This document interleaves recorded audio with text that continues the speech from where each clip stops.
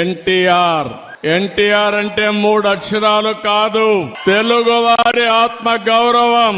ఈ రోజు మన నాయకుడు నందమూరి తారక రామారావు గారి యొక్క 29వ వర్ధంతి, అది కూడా ఈ మైదుకూరులో జరుపుకోవడం చాలా అదృష్టంగా నేను భావిస్తున్నాను.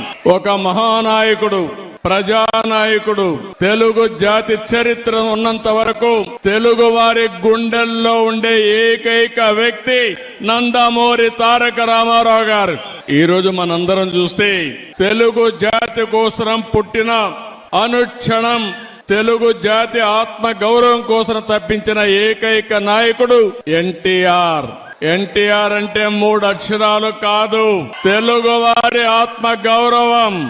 ఇంకొక పక్క మనం చూస్తే పేదవాడి గుండెల్లో తీపి జ్ఞాపకం, బడుగు బలహీన వర్గాల గుండెల్లో చెరగని ధైర్యం.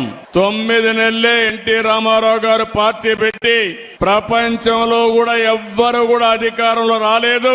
అది ఒక్క ఎన్టీఆర్ కే సాధ్యమైంది.